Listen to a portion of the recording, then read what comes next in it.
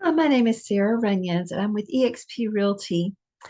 I want to talk about something that you may have heard about in the news recently, and it's on the minds of a lot of real estate agents right now. And if you happen to be buying or selling a home, it may be on your mind too. If you're not buying or selling a home, maybe not so much, but you've possibly heard about it in the news. If you've turned your news off, I understand that too. So you may not know, but real estate agents have been in the news lately, just FYI. And I'm just going to try to hit on the things you need to know. I'm going to start off with a little story. Back many years ago when my husband and I bought our current home, one little phrase that I remember our real estate agent at the time saying, and at that point I was still a school teacher, but she said, everything's negotiable. And I remember that, and I remember thinking, oh, well, okay, everything's negotiable. Fast forward to right now, and yes, everything is still negotiable. All right. In real estate, and not just real estate, have you ever bought anything at a flea market? Have you ever gotten anything off of Facebook Marketplace? Maybe they're offering $50 for an ottoman and you want to pay $20 for the ottoman and you come somewhere in between. Or maybe you try to negotiate and haggle and they're not budging. They know the worth of that or they believe the worth of their item and they're not going to budge. Okay, so that's called negotiation. I know when I bought my very first car that I really had fun actually negotiating. I went from dealership to dealership, and I had a friend who went with me and got to tag along and, and watch me haggling with these car salesmen. And honestly, I did enjoy that. I know maybe some of you think that's nuts, but I did. I really enjoyed haggling. And when it was over, I was like, this is over. And now I've got to buy the car and I can't keep haggling and it was over. But that's one thing about me that it works kind of well in the real estate industry that I like to do that. But so what has happened is a consumer, a person who was a home seller, actually brought a lawsuit against the National Association of Realtors and some other real estate companies. And the National Association of Realtors looked at what was being, you know, looked at the lawsuit and said, "Hey, uh, we'll settle out of court instead of, we'll pay these millions instead of a billion or whatever the amount is they were going to have to be facing if they, you know, uh, didn't settle." And so as a result, there were certain terms of the settlement. Now, if this only affected me as a real estate agent, then I probably wouldn't be doing this video right now. But the reason I'm doing this video is because it affects you as the consumer too. And so you need to know how this impacts you. It impacts home sellers and it impacts home buyers. All right. So the way things have been done in the past has changed, but I will preface what I'm going to say now by saying that, things are always changing in the real estate industry. And there was a time when there was no such thing as a buyer's agent. And people who bought houses would come in and they would contact the agent who had listed the home for sale. And guess who the listing agent is representing? Of course, they're representing the seller. They're not representing the buyer. So a lot of times there would be lawsuits filed against listing agents because of maybe a problem with the house that wasn't disclosed or whatever. And there became the awareness of a need for home buyers to have their own representation. And that's where buyer agency came about. We live in the state of Alabama in a buyer beware state. And so it's very important to have your own representation in the state of Alabama. And I would say in any state, even not a buyer beware state, I believe it's very important. Now, I could get into the weeds on this. There are a lot of aspects to this discussion that I could get into the weeds on. And I'm going to try to avoid doing that today, but I'm going to hit on the main points, the things that you as a consumer need to know. Maybe it's not you that's buying a home. Maybe you have a relative or a friend that's buying or selling a home, and maybe they need to know these things. But whatever the case may be, the purpose of this is to educate, to communicate. And so yes, everything's negotiable. So then there was this lawsuit, they settled.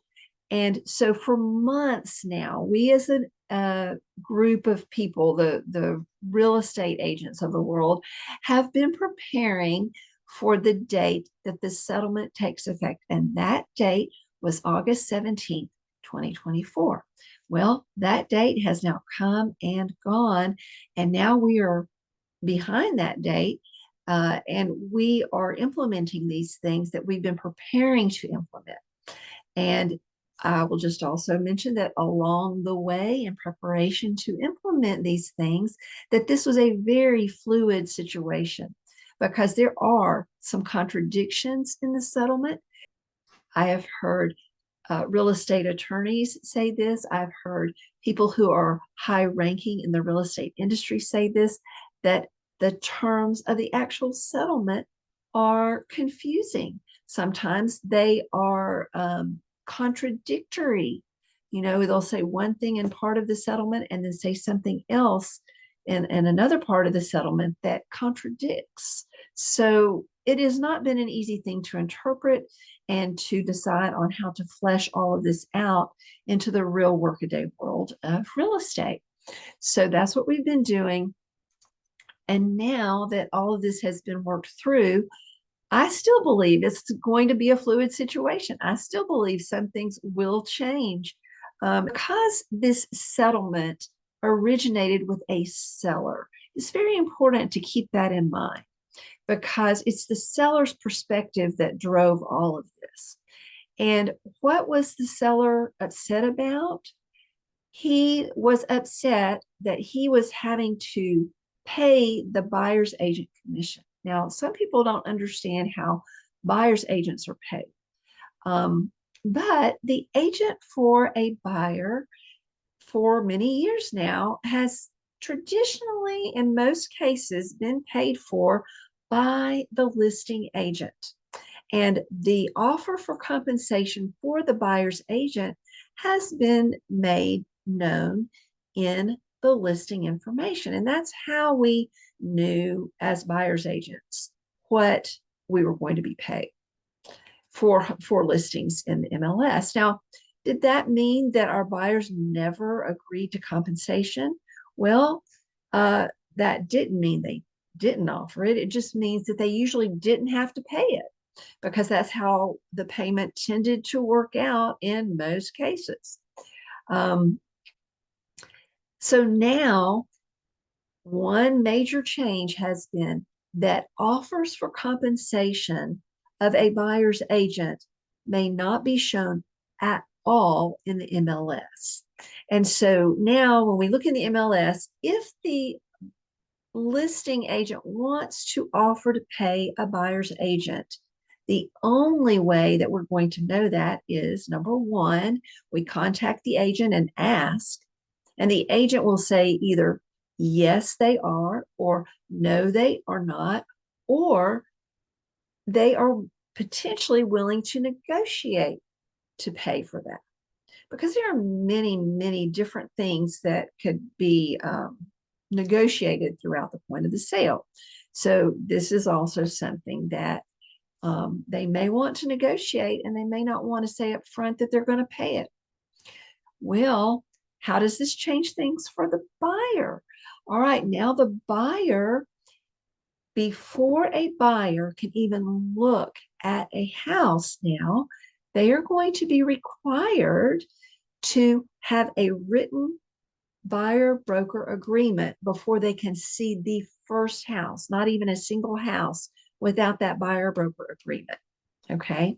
And so in that agreement, they will say, this is how much we're willing to pay you, buyer agent, for helping me with this process of making a home purchase.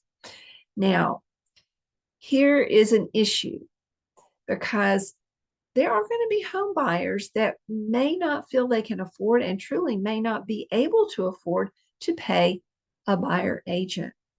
And historically, for example, VA loans have not allowed for their clients to pay a buyer agent. And they've been working on changes for that. And even in the month of August, there were supposed to be some changes. And so hopefully that is no longer an issue, at least for now. But again, fluid situation. So we have to continually check these things. So now the buyers are paying their agents. However, if it turns out that the listing agent is willing to do that, then that can be done, and then the buyer may not have to pay that. So these are all things that now are part of the negotiation.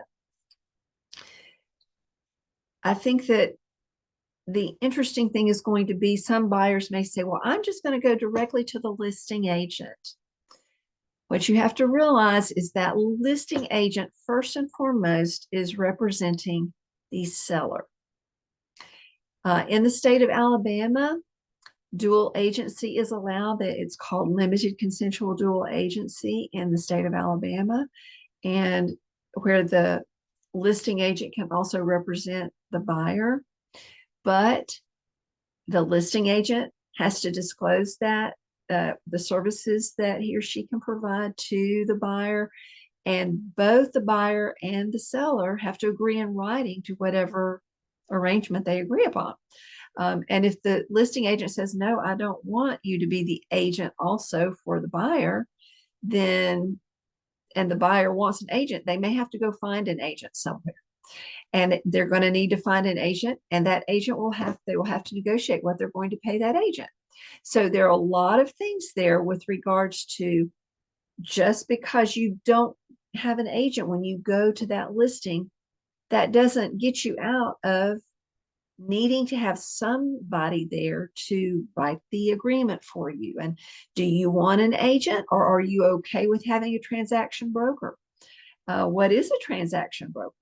And that's something that has to be disclosed to you by the agent. It's part of Alabama law, and we have to say the services that we can provide. And so a transaction broker does not have a fiduciary responsibility to you like an agent does. They do not have to look after your best interest like an agent does. And a transaction broker cannot give you their advice or opinion like an agent can do. So there is a big difference between having a transaction broker and having an agent. And so do you want an agent representing you or a transaction broker? This is likely the single biggest purchase you've ever made in your life. Do you want to go unrepresented? It's kind of, I've heard the analogy given, do you want to represent yourself in court without an attorney? So these are things to think about. And if you don't think it's important, well, I'll just say, having been a real estate agent now for at this point in time, it was a second career for me after having a master's degree in education and being an educator for many years. I've been in real estate for 7 years now, and I wouldn't go it alone. I know, knowing what I know the importance of having an agent. Okay. So let's get back into what else do you need to know? So the seller does not have to pay the buyer's agent, but the seller can pay the buyer's agent, but it can't be shown in the MLS. And of course, everything is negotiable, just like we said earlier, that everything is still negotiable. Okay. I think this makes a few more moving parts in the whole total picture of the transaction. And it makes communication and education even more important than ever. Before this settlement, I made it a practice to have a meeting with my buyers, and I call it Home Buyer 101 or buyer's consultation. You can call it whatever you want to call it, but it's free. and it's free education, and it's free communication that I provide for people who are considering working with me. And, just because I meet with you doesn't mean you have to agree to work with me. But I really, really, really like for my clients to be informed and educated before getting into a time crunch or a critical decision making process where they have to make maybe a fast decision and then they're not prepared to do that. That 1 hour I spend with them is so invaluable, and my clients feel prepared. My clients know how to go into a situation, a home purchase situation. They know what to avoid so they can get out of the situation with their earnest money if they decide not to make that purchase. Okay. And so there are a lot of things, a lot of value the agent can bring to you on both sides. In many cases, I've helped my clients to either save or earn thousands and sometimes tens of thousands of dollars. In many cases, well, replacing the amount of money that I am earning on that sale for my clients. And so it is well worth it if you have a good agent in your corner. Okay. All right. So meeting with me, getting educated, finding out what your options are. These are all things that I've always done and continue to do and will continue to do for you. And as your agent, I have that fiduciary responsibility to you if you choose me as your agent. I work in your best interest. And I also, whether you're listing your home for sale or working as a buyer, I don't act on my initiative. I act based upon what it is that you're wanting me to do. And so that's why that communication is critical every step of the way so that I can know what it is that I am doing to help you in the process and what you want me to help you do. And then I'm able to advise you along the way, and you can say yay or nay, about the things that I advise you to. And so, anyway, so much more that we could definitely get into the weeds on many of these things. If there are things that you have questions about or you want to talk about with me, I'm happy to do that and can get more into the weeds with you on some of these topics if need be. So feel free to reach out. And I'm Sara Runyans with eXp Realty. I want to meet your needs with skill, with service, and with just a good attitude and a smile. Have a blessed day.